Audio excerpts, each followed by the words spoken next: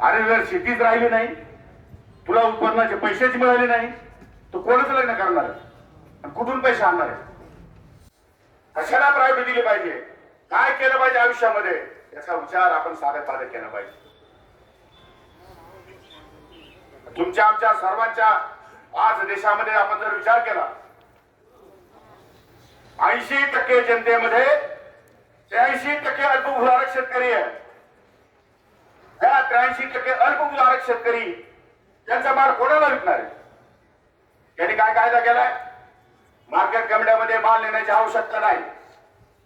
कोणताही शेतकरी कुठेही कसाही त्याचा माल कोणाला विकू शकेल. संरक्षण काय?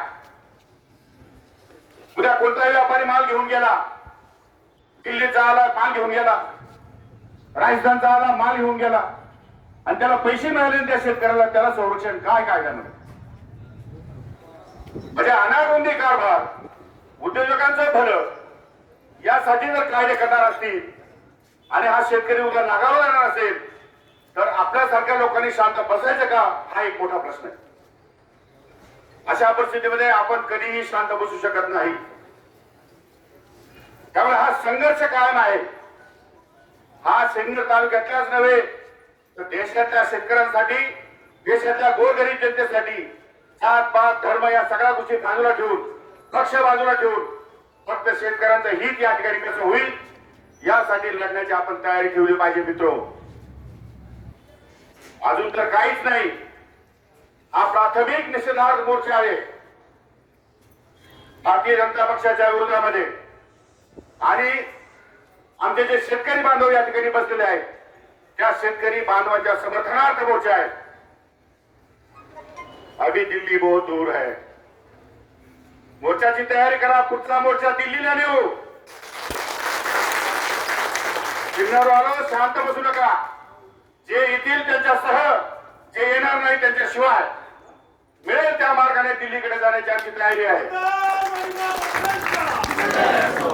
त्यामुळे या एवढ्या मोर्चाने आम्ही थांबणार नाही.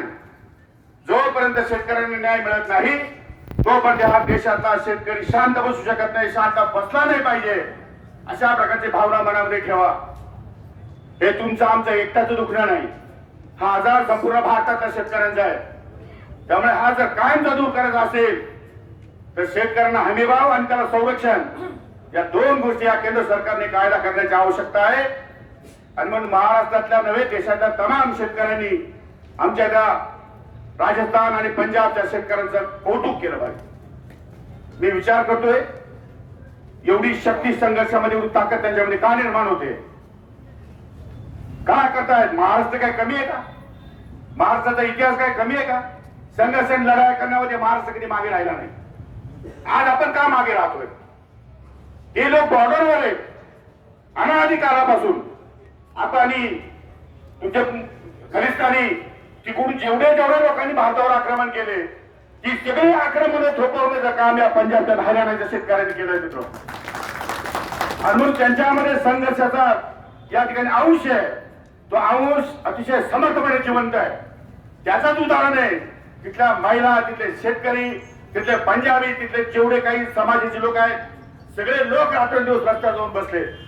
आपण कुठे आहोत? आपण एक छत्रपतीचे वंशज आहोत. आपण हे लढायला शिकलं पाहिजे. जो योग्य काम करतो, जो न्यायासाठी भांडतो, त्याच्या पाठीशी उभं राहायला शिकलं पाहिजे. आणि ही लढाई आपली या ठिकाणी सुरू झालेली आहे. राज्यामध्ये सगळ्या ठिकाणी